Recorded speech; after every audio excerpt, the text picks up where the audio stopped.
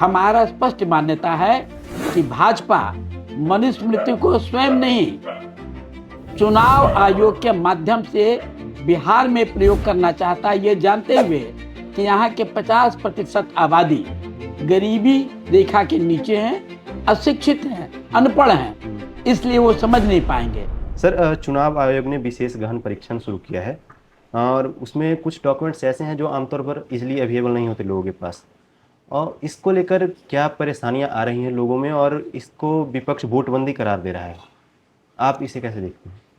सबसे पहले गोविंद जी, इस मसला को बारीकी से समझने के लिए थोड़ा सा इतिहास जानने की जरूरत है। 15 अगस्त 1947 के पहले, जब भारत की आज़ादी के ठीक पहले देश में वोट देने का अधिकार राजा रजवाड़ा और संभ्रांत परिवार के पढ़े लिखे पुरुष और महिला को हुआ करता था। तब प्रजा को और आम जन को वोट का अधिकार नहीं था। बाबा साहब अम्बेडकर ने जब स्वतंत्रता प्राप्त हुआ उसके बाद संविधान के अनुच्छेद 326 में यह प्रावधान किया जिसका नाम है सार्वभौमिक वयस्क मताधिकार, यूनिवर्सल एडल्ट सफरेज, जिसमें रखा गया कि जिसकी भी उम्र उस समय 21 साल से अधिक हो और भारत का रहने वाला हो, नागरिक हो, तो उसको मताधिकार का संवैधानिक अधिकार होगा। केवल 3 ही दशा में यह अधिकार नहीं दिया जा सकता था। नंबर 1, वह आदमी विदेशी हो। नंबर 2, जब मानसिक रोग से ग्रस्त हो। और नंबर 3, जब सक्षम न्यायालय से आपराधिक मुकदमे में दंडित हुआ हो। इन 3 अवस्थाओं को छोड़कर प्रत्येक व्यक्ति को संवैधानिक अधिकार है मतदान देना।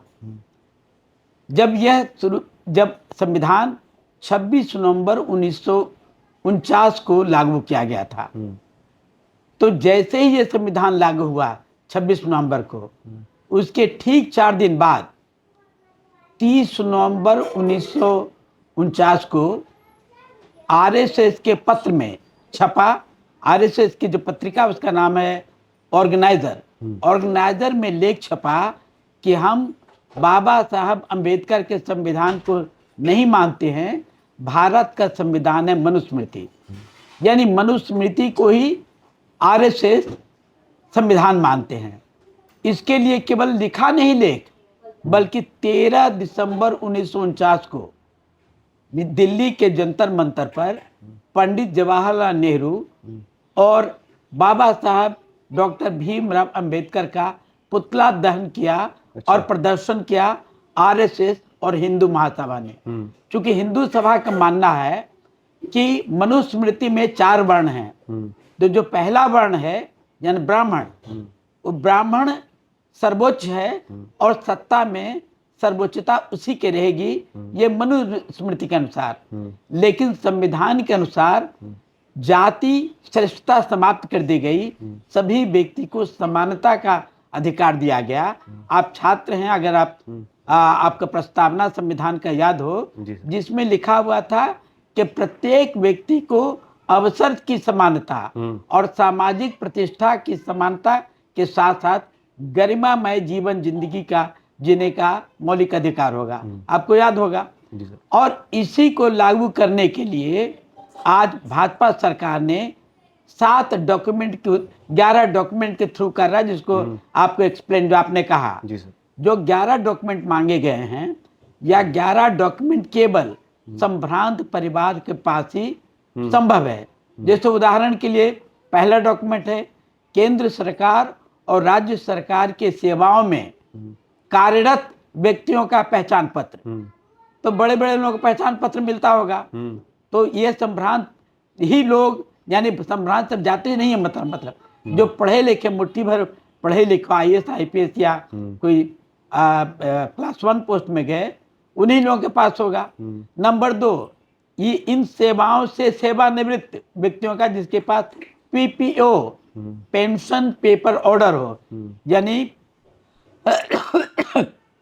पेंशन का पत्र हो। तो जाहिर है कि ये मुट्ठी भर लोगों के पास है। आंकड़े के अनुसार बिहार में मात्र 20 लाख व्यक्ति हैं जो राज्य सरकार की सेवा में या केंद्र सरकार की सेवा में हैं। यानी अगर मान भी लें कि ये सभी के सभी आएंगे तो बिहार की मतदाता की संख्या लगभग 7 करोड़ है। तो 20 लाख हुआ। अगर रिटायर्ड के जोड़ लें तो उसमें 10 लाख और जोड़ लीजिए तो 30 लाख का हुआ। दूसरा डॉक्यूमेंट है पासपोर्ट, यानी जिसके पास पासपोर्ट है वो। बिहार में जो आंकड़ा भी आया है कि बिहार की आबादी में मात्र 1.5 करोड़ लोगों के पास 1.5% आबादी के पास पासपोर्ट है। तो जाहिर है कि ये पासपोर्ट भी संभ्रांत लोग या जो हज करने जाते होंगे, जिनके पास, जो विदेश गए होंगे, उनके पास केवल होगा, आम लोगों के पास नहीं है। तीसरा डॉक्यूमेंट है बैंक का पासबुक, लेकिन उसमें शर्त लगा हुआ है कि पासबुक जो 1987 के पहले इशू हुआ है। अच्छा। तो जाहिर है कि 1987 के पहले का डॉक्यूमेंट आम लोगों के पास तो नहीं होगा, जो वो संभावना नहीं है। तीसरा कि एनआरसी का सर्टिफिकेट हो। तो एनआरसी मतलब नेशनल सिटीजनशिप रजिस्टर, जो अभी तक शुरू भी नहीं हुआ है। और अंतिम डॉक्यूमेंट है उसका कि वंशावली प्रपत्र, यानी जो जमींदार हैं, सामंत वर्ग के लोग हैं, जब उनका जमीन का बंटवारा होता है तो सारे भाइयों का वंशावली बनता है।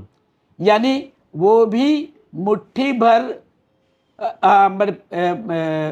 खेतिहर उच्च वर्गीय किसान के पास होगा। गरीब के पास न खेती होता है न वंशावली होगा। यानी ये 11 डॉक्यूमेंट द्वारा भाजपा सरकार चुनाव आयोग के मार्फत से मनुस्मृति के उस सिद्धांत को लागू कर रहा है कि वोट देने का अधिकार मात्र सामंती और संभ्रांत वर्ग का है, राजा रजवाड़ा का है। क्योंकि जो वर्तमान स्थिति में ये संभव ही नहीं कि डॉक्यूमेंट मिले।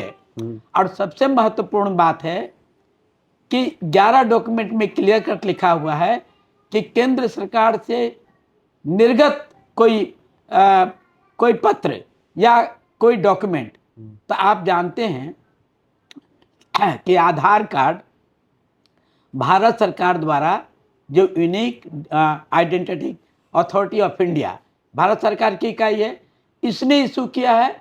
आखिर आधार कार्ड को क्यों नहीं मान रहे आप? राशन कार्ड को भी नहीं मान रहे। आधार कार्ड कम से कम 99% लोगों के पास है। अगर आधार कार्ड को मान्यता देंगे तो सब हो जाएगा।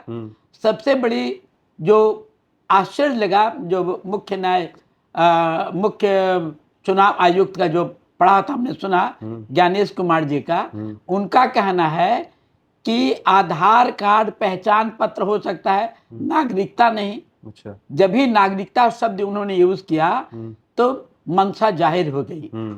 क्योंकि सिटीजनशिप एक्ट 1955 है, नागरिकता निर्धारण करने की जो प्रक्रिया है, उसके लिए नागरिकता अधिनियम 1955 है, उसकी धारा 3 में स्पष्ट रूप से लिखा हुआ है कि भारत में रहने वाले भारतीय माता पिता की संतान बाय बर्थ उनको मताधिकार प्राप्त होगा।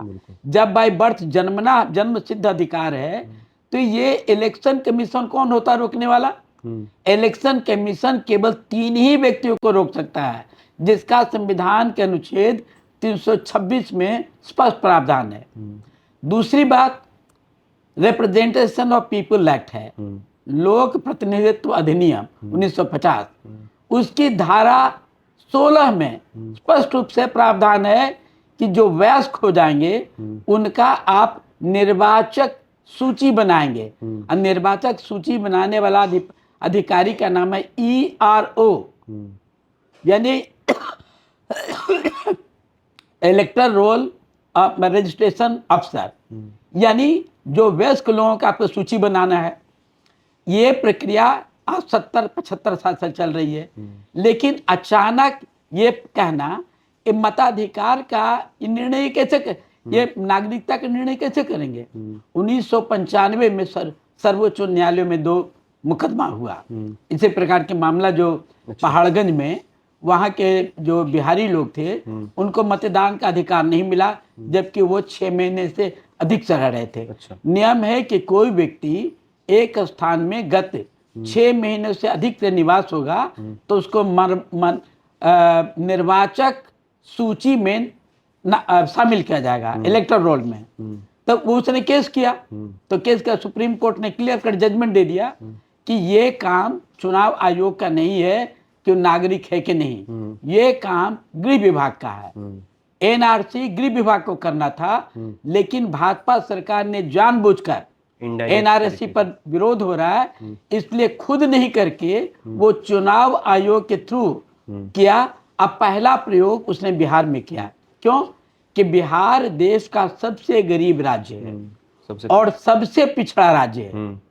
ये सबसे पिछड़ा है जी सर। बिहार का जो औसत आमदनी है मान इनकम, एक औसत इनकम है यानी वह है 54,111 रुपया, जबकि राष्ट्रीय औसत है 1,85,000 रुपया। आप सोच सकते हैं कितना गरीब है। यानी बिहार का 50% आबादी गरीबी के नीचे है। उनके पास न ये डॉक्यूमेंट होगा। आधार कार्ड तो सबको है, क्योंकि मनरेगा में भी आधार कार्ड मांगता है, ट्रेन टिकट में भी आधार कार्ड मांगता है, हर जगह बैंक अकाउंट खोले तब आधार कार्ड मांगता है। आधार कार्ड कम से कम 99% लोगों के पास होगा। और पिछले जितने भी सरकारी काम थे उसमें आधार कार्ड ही मांगा जाता था। और ये वैलिड भी है। Unique department authority of India, ये यूनिक आइडेंटिटी कार्ड, ये सबसे बड़ा वैज्ञानिक रूप से है। यानी आधार कार्ड लेने के आधार कार्ड के लिए आपको फिंगरप्रिंट चाहिए और आइरिस का फोटो लेते हैं, आपका उसमें रिकॉर्डेड है। इससे बड़ा पहचान क्या होगा? अब इसको नहीं करके चुनाव आयोग को नागरिकता डिसाइड करने कहाँ से अधिकार मिल गया? ये तो गृह विभाग का चीज है। इसलिए हमारा स्पष्ट मान्यता है कि भाजपा मनुस्मृति को स्वयं नहीं, चुनाव आयोग के माध्यम से बिहार में प्रयोग करना चाहता है, ये जानते हुए कि यहाँ के 50% आबादी गरीबी रेखा के नीचे हैं, अशिक्षित हैं, अनपढ़ हैं, इसलिए वो समझ नहीं पाएंगे। इसकी सबसे बड़ी चाल आप इसे समझ लीजिए। कल अखबारों में छपा था, चीफ इलेक्टोरल अफसर बिहार, इनका कल बयान छपा था, एडवर्टाइजमेंट छपा है कि जिनके पास डॉक्यूमेंट नहीं है वो चिंता नहीं करें। वो इलेक्टोरल जो गणना प्रपत्र है वो बिना डॉक्यूमेंट को आप जमा कर दें। सारे जितने अति पिछड़ा दलित और बैकवर्ड के आदमी बहुत खुश, सोचा अब बहुत खुश, समझ रहे हैं कि हमको तो बिना डॉक्यूमेंट का हो गया। लेकिन उसके साथ कोना में शर्त लगा दिया कि अभी आपका स्वीकृत हो जाएगा, लेकिन इलेक्टोरल रोल प्रकाशित यानी निर्वाचक सूची प्रकाशित करने के ठीक एक दिन पहले यानी 31 जुलाई तक आपको डॉक्यूमेंट देना अनिवार्य है। जब डॉक्यूमेंट अनिवार्य है तो ये कौन सा नाटक? बिना डॉक्यूमेंट का आप क्यों एक्सेप्ट कर रहे हैं? अगर मान लीजिए ठीक है पर 26 जुलाई तक हमने डॉक्यूमेंट दिया, ये 26 जुलाई तक प्रपत्र भर दिया और 28-30 जुलाई को जाकर के हमने डॉक्यूमेंट दिया, तो डॉक्यूमेंट मेरे ही पेपर में लगेगा, ये कैसे कोई सुनिश्चित करेगा? तो ये स्पष्ट रूप से भाजपा सरकार की साजिश है कि भारत के 85% बहुसंख्यक समाज को मताधिकार, जो संविधान प्रदत्त उनका जन्म सिद्ध अधिकार है, उससे वंचित करना, जो बिल्कुल ही गलत है, अवैधानिक है।